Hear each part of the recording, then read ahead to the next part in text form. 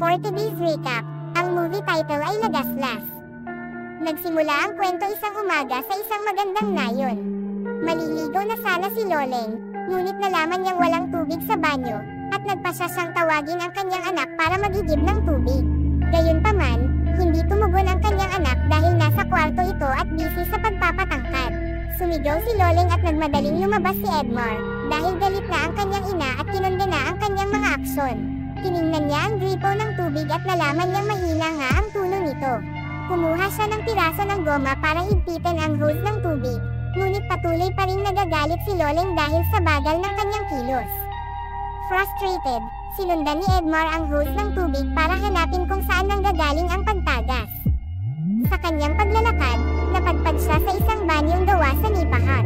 Walang pag-aalinlangan, sumilip siya at natuklasan niyang may naliligo na babae sa loob, at agad namang ginanahan ang magic wand ni Edmar. Lumipat ang eksena kay Loleng, isang tindera sa palengke. Ang mga tindera ay dumadaing dahil ang pera pang-upo ng kanilang mga pwesto ay itinakbo ng leader ng kooperatiba. Dapat silang magbayad ng 2.8 milyon, kung hindi, lahat sila ay mapapaalis. Sa gabi habang naghahaponan, ipinahayag ni Loleng ang kanyang pagkadismaya kay Edmar. Hinimok niya ito na maghanap ng trabaho at kumita ng disenteng kita, sa halip na ubusin ang lahat ng oras niya sa kanyang silid. Bagamat ang kanyang mga salita ay hinimok ng kanyang pagkabigo at mga problema, si Edmar ay nanatiling walang pakialam. Maya-maya ay nag-imagine si Edmar sa babaeng sinilipan niya. Lumipas ang mga araw at lumakas ang kanyang curiosity, at sinimulan niya itong silipin araw-araw kapag naliligo ito, habang siya naman ay nagpapatangkad. Isang araw ay hindi na siya nakatiis, at nagpasya siyang sundan ang babae sa kanyang bahay. Habang nakasilip si Edmar ay nasaksihan niya ang isang nakakagulat na pangyayari. Tinawag ang babae na si Charisma, at napag-alaman na nakatira siya sa kanyang tiyuhin na nagngangalang Vicencio, na may sakit at naka-wheelchair. Inilaan ni Charisma ang kanyang sarili sa pag-aalaga kay Vicencio. Bukod pa roon, binigyan niya rin ang matanda ng CPR sa pangalawang ulo nito. Sa kabila ng mga pangyayari, nakatagpo ng kaligayahan si Charisma na matugunan ang mga pangangailangan ng matanda. Samantala, sa palengke naman ay nagsama-sama ang mga vendors para humingi ng hustisya, dahil hindi nila namalayan na ninakaw na pala ang pera na kanilang renta. Ang alam lang nila ay masigasig nilang binayaran ang kanilang upa sa buong taon, na walang kamalay-malay sa anumang maling gawain. Bilang mapagpakumbabang individual, determinado silang ipaglaban ang kanilang mga karapatan, dahil sila ay masisipag na tao na sinamantala. Kinagabihan, dahil mabigat ang sitwasyon kay Loleng, hiniling niya kay Edmar na magpamasahe sa kanya.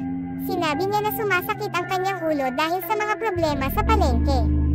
Bilang tugon, nagtanong si Edmar tungkol sa kanyang yumaong ama, na nagudyok kay Loleng na ibahagi ang kwento ng kanyang pagpanaw. Nalaman ni Edmar na ang kanyang ama ay pumanaw noong siya ay 2 taong gulang pa lamang.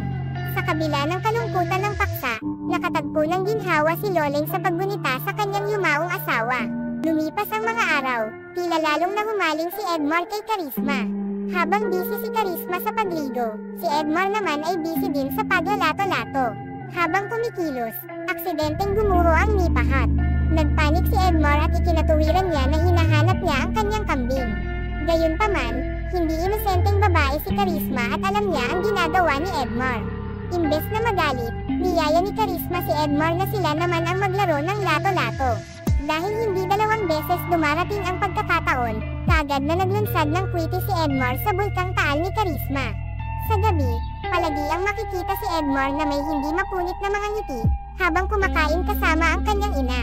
Sa kabila ng madalas na galit ng damdamin ni Loleng, napanatili ni Edmar ang kanyang masayang estado. Isang araw, pagbalik ni Charisma mula sa palengke, natuklasan niyang naghihintay na sa kanya si Edmar sa likod bahay. Sa halip na itaboy, pinapasok siya ni Charisma sa bahay, at naglaro sila ng lato-lato sa banyo. Biglang nagising ang matanda, tinatawag ang pangalan niya. Nang walang tugon, hinanap niya ito gamit ang kanyang wheelchair. Kinailangan ni Charisma na huminto sa paglalaro nila ni Edmar, para gumawa ng diversion si Charisma, sa pamamagitan ng paggawa ng isang tasa ng kape para sa matanda, ngunit naghinala ito kaya tiningnan nito ang banyo at wala siyang nakitang tao. Nagtago si Edmar sa likod ng pinto, at nang magkaroon siya ng pagkakataon ay tumakas agad siya. Umuwi siyang bigo, ngunit hindi naubos ang kanyang swerte. Isang babae ang dumating para sa regular na pedicure ni Loleng, ngunit ang kanyang ina ay nasa palengke pa rin. Napansin ng babae na nakakunot ang noo ni Edmar, kaya tinanong niya ito kung ano ang magpapaalis dito. Dahil sa inis ay bigla niya itong niyaya na maglaro ng lato-lato, na siya namang matagal nang inaantay na pagkakataon ng babae, kaya binigyan niya si Edmar ng CPR sa kanyang pangalawang ulo. Maya-maya, narinig nilang dumating si Loleng at napatigil ang dalawa sa kanilang ginagawa. Nabigo man si Edmar ay nakaramdam naman ng saya ang babae. Sumapit ang gabi, at ang walang humpay na ulan ay nagpatindi sa kawalan ng pag-asa ni Edmar, dahil nanatili ang anino ni Charisma sa kanyang isipan.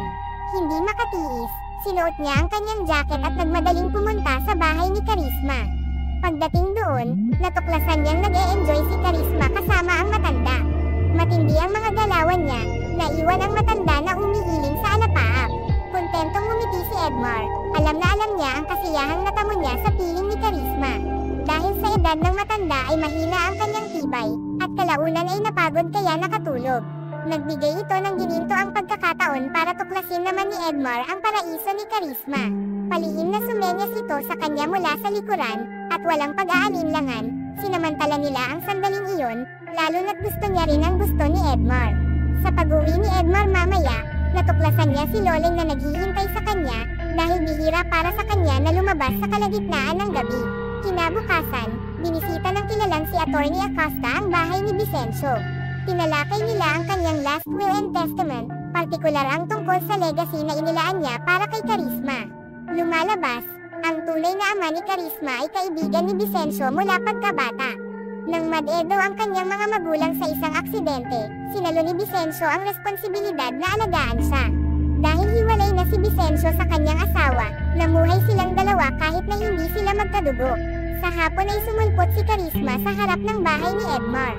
Nagmamadali siyang lumabas upang salubungin siya, maingat na hindi malaman ng kanyang ina. Dinala siya ni Edmar sa loob ng tricycle, at mabilis silang naglaro ng lato-lato sa loob nito. Habang nag-uusap, inamin niya na ito ang unang pagkakataon na nagkaroon ng isang lalaki na maging close sa kanya. Mula nang mapunta siya kay Vicencio, palagi silang lumilipat ng bahay dahil sa pag-iingat sa kanilang relasyon. Mula sa murang edad ay naglilingkod na siya kay Vicencio at noong una, nakaramdam siya ng takot at pagkabalisa, ngunit sa paglipas ng panahon, nagustuhan na niya ang kanilang mga ginagawa. Sa paglipas ng mga araw, ipinagpatuloy nila Edmar at Charisma ang kanilang paglalaro ng lato-lato, habang natutulog ang matanda. Isang gabi, nagising si Vicencio sa tunog ng mga buntong hininga ni Charisma. Naintriga, kinuha niya ang kanyang baril, binuksan ang pinto, at natuklasang nakikipaglaro si Edmar kay Charisma.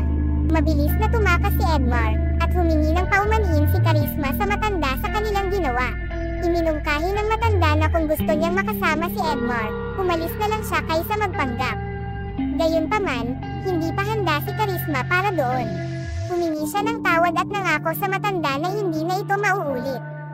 Sa kabilang banda, tumakbo si Edmar nang walang suot na damit pauwi, at natarante si Loleng nang makita ang anak sa ganoong sitwasyon.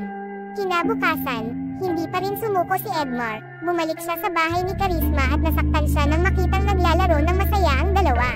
Habang nag-iisip ng plano si Edmar ay inaakit na naman siya ng babaeng customer sa pedicure ni Loleng.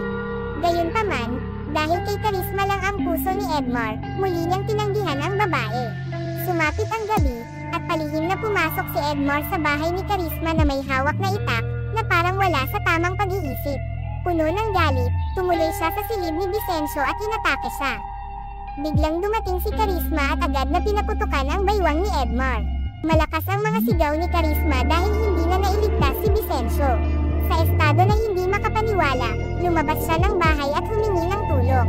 Maya-maya, dumating ang mga pulis sa pinangyarihan at tinanong si Charisma tungkol sa nangyari. Sa kabilang banda, si Edmar pala ay buhay pa. Dinala siya sa ospital habang umiiyak at nagsisisi sa ginawa niya. Dahil sa pagpanaw ni Vicencio, opisyal na napunta kay Charisma ang lahat ng mana. Kaya naman, mabait niyang binayaran ang renter para sa lahat ng nagtitinda sa palengke. Lahat ng vendors ay masayang ngumiti at nagpasalamat, kahit hindi nila alam na ito ay nasa last will ni Vicencio. Makikitang magkasama si Charisma at ang abogado, dahil hiniling ni Vicencio kay Charisma na tulungan siya sa paghawak ng kanyang mga ari-arian. Nagtapos ang pelikula sa pagkakakulong ni Edmar sa kanyang ginawa. Salamat mga idols. Video at maraming